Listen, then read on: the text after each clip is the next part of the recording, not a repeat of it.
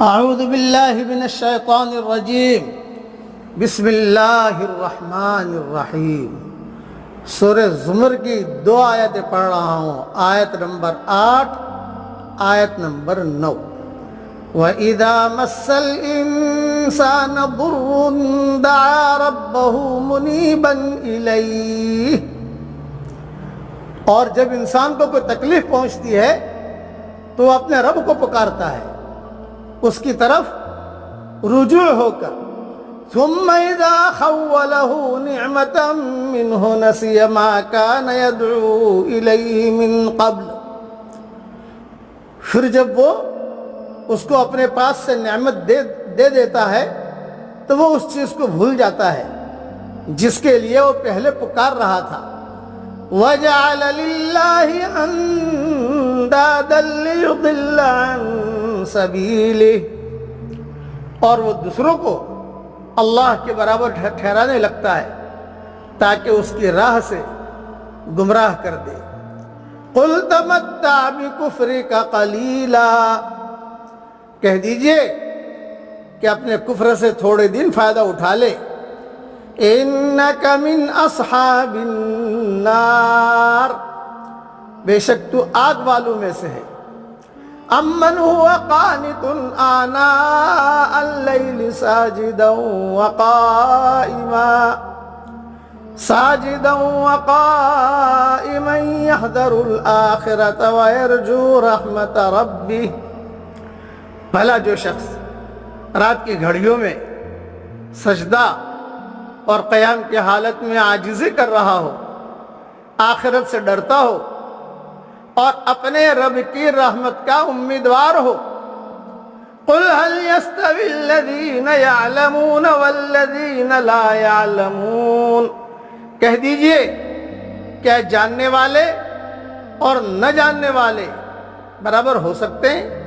إِنَّمَا يَتَذَكَّرُ أُولُو الْأَلْبَابِ، نصیحت تو وہی لوگ پکڑتے ہیں جو عقل والے ہوتے ہیں۔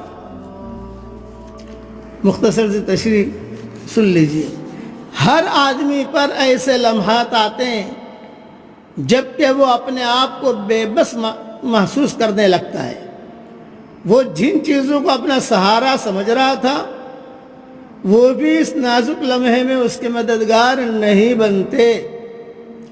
اس وقت آدمی سب کچھ بھول کر خدا کو پکارنے لگتا ہے۔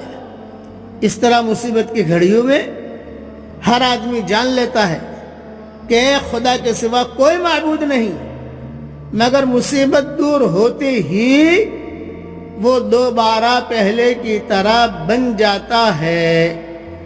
انسان کی مزید سرکشی یہ ہے کہ وہ اپنی نجات کو خدا کے سوا دوسری چیزوں کی طرف منسوب کرنے لگتا ہے۔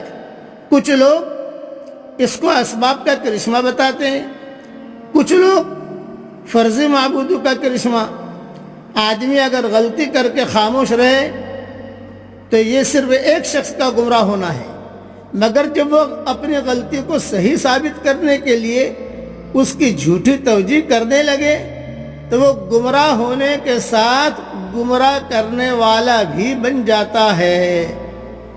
ایک انسان وہ ہے جس کو صرف مادی غم بے قرار کرے، دوسرا وہ ہے جس کو خدا کی یاد بے قرار کر دیتی ہے۔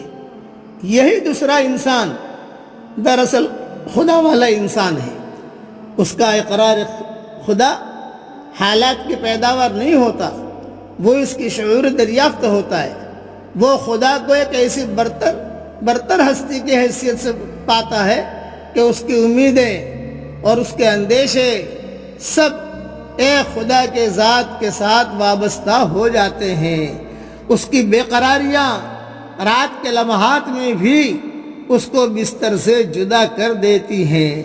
اس کی تنہائی غفلت کی تنہائی نہیں ہوتی، اس کی تنہائی غفلت کی تنہائی نہیں ہوتی، بلکہ خدا کی یاد کی تنہائی بن جاتی ہے۔ علم والا وہ ہے جس کی نفسیات میں خدا کی یاد سے ہلچل پیدا ہوتی ہے، اور بے علم والا وہ ہے جس کی نفسیات کو صرف مادی حالات بیدار کریں، وہ مادی جھٹکوں سے جاگے اور اس کے بعد دوبارہ غفلت کی نیند سو جائے. بس اس لیے آدمی کو ہر وقت احکام الہی کو پورا کرنا چاہیے.